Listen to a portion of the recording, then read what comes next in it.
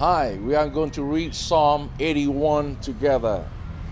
Sing aloud to God our strength. Shout for joy to the God of Jacob.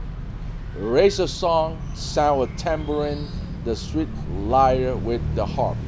Blow the trumpet at the new moon, at the full moon on our feast day. For it is the statute for Israel, a rule of God of Jacob. He made a decree in Joseph when he went out over the land of Egypt. I hear a language I had not known. I relieve your shoulder over the burden. Your hands were freed from the basket. In distress you call, and I deliver you. I answer you in the secret place of thunder. I tested you in the water of Meribah. Hear, O my people, while I admonish you, O Israel, if you would but listen to me. There shall be no strange God among you. You shall not bow down to a foreign God. I am the Lord your God, who brought you up out of the land of Egypt. Open your mouth wide, and I will fill it. But my people did not listen to my voice. Israel would not submit to me. So I gave them over to their stubborn heart, to follow their own counsels. Oh, that my people would listen to me, that Israel would walk in my way. I would soon subdue their enemy and turn my hand against their foe.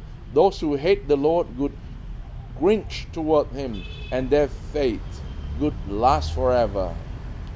But he would feed you with the finest of the wheat, and with honey from the rock I would satisfy you. It is a psalm of Asaph. And here, the focal point seems to talk about that when kind of a psalmist kind of a cry out is a cry out. This is of course the Psalm of Asaph, but also is a community psalm. We mean like for other people to be reminded. Let's say that the people of God, that God had made a decree, a covenant with them, and remind them of that because God delivered them out when God saw their distress. And here the psalm reminded, I tested you at the water of Meribah. If you remember the story in Numbers, where they have an argument with Moses, and the Lord told Moses to speak to the rock. And Moses, for whatever reason, that he struck the rock 2 times and the water came out. And that's where even Moses did not honor the Lord, and that's why he stayed behind. But kind of remind the people that sometimes the people of God argue and struggle with God and want an instant result instead of trusting him and continue to follow him. This is in a time of wilderness. And here the psalmist said, hear, O my people, why I admonish you, O Israel, if you would but listen to me. When God admonish us, the best of all is we just listen to him. Hearing, listening imply obedience, because he said, I am the Lord your God, not other God, not the God in Egypt, not the God, even the powerful nation worship other God. I am the Lord your God, but my people did not listen to my voice. So sadly, the story we've been reminded in the community for a psalmist to say that if you could listen to me, if you could listen to me, O Israel, that I will feed you with the finest of the wheat.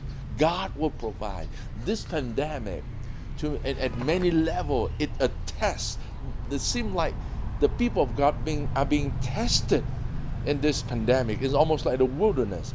The Lord will feed us, will provide us the finest wheat with honey from the rock. This is obviously the metaphor of abundant. When you and I trust in the Lord, he will satisfy us. And that is my prayer and my hope for our community. May the Lord that continue to provide for all of you as we all learn to trust him. I will see you in the next song.